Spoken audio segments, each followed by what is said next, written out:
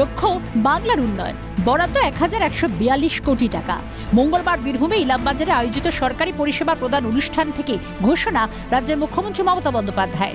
এদিন বহু প্রতীক্ষিত অজয় নদের ওপর সেতুর ভার্চুয়ালি উদ্বোধন সারলেন মুখ্যমন্ত্রী। এর ফলে জয়দেব কেন্দুলি মেলায় আসা সহজ হবে, নাম হবে জয়দেব সেতু, বললেন মুখ্যমন্ত্রী। অজয় নদীর ওপর একটি বড় সেতু, এর আগেও অনেক সেতু হয়েছে, ফলে যারা জয়দেব কেন্দুলির মেলায় আসেন তাদের আসাটা খুবই সহজ হয়ে যাবে। এটা অজয় নদীর নাম তো সবাই জানে, কিন্তু যেহেতু জয়দেব কেন্দুলি থেকে যাচ্ছে, এটা জয়দেব সেতু করে দিলে ভালো হয়। একগুচ্ছ প্রকল্পের শিলান্যাস ও উদ্বোধন সারলেন মুখ্যমন্ত্রী। তার মধ্যে মালদায় টাঙ্গন নদীর ওপর 5টা সেতুর উদ্বোধনের পাশাপাশি প্রায় 1.5 কোটি টাকা ব্যয়ে সিউড়ি সুপার স্পেশালিটি হাসপাতালে তৈরি হলো 24 শয্যা বিশিষ্ট উচ্চমানের সিসিইউ। এছাড়া বসিরহাট জেলা হাসপাতালে 10টি বেডের ডায়ালিসিস ইউনিটের উদ্বোধন করলেন মমতা বন্দ্যোপাধ্যায়।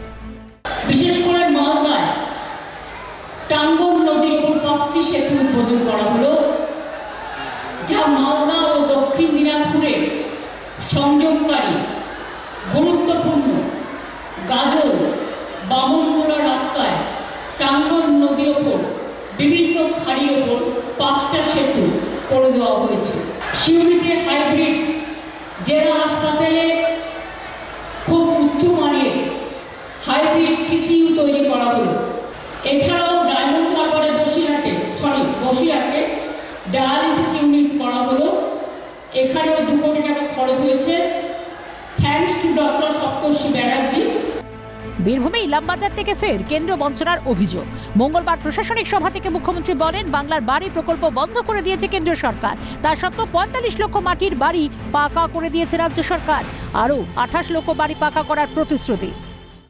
বাংলার বাড়ি প্রকল্প বন্ধ করে দিয়েছে কেন্দ্রীয় সরকার, আবাসন প্রকল্প 3-4 বছর ধরে, কিন্তু আমরা 45 লক্ষ মাটির বাড়ি পাকা করে দিয়েছি ইতিমধ্যে প্রায়, অর্থাৎ 28 লক্ষ বাড়ি আমরা পশ্চিমবঙ্গ সরকার থেকে বাংলার বাড়ি তৈরি করে দিচ্ছি। কিন্তু আমাদের টাকা থেকে আমাদের টাকা তুলে নিয়ে গিয়ে আমাদের ভাগ কেন দেবে না? এটা বাংলাকে বঞ্চনা, এটা আমরা মানছি না। প্রশাসন সূত্রে খবর, 2017 সালে অজয় নদের ওপর সেতু তৈরির কথা ঘোষণা করেছিলেন মুখ্যমন্ত্রী। যেমন কথা তেমন কাজ। সেতুর ফলে উপকৃত হবে বীরভূম এবং পশ্চিম বর্ধমান 2 জেলার মানুষ। ফের বাংলার উন্নয়নে কোটি কোটি টাকা বরাদ্দ, এখন বাস্তবায়নের অপেক্ষা। ক্যামেরায় জ্যাকি সিং এর সঙ্গে রাজা সাহা ও অমরনাথ দত্তের রিপোর্ট, ক্যালকাটা নিউজ।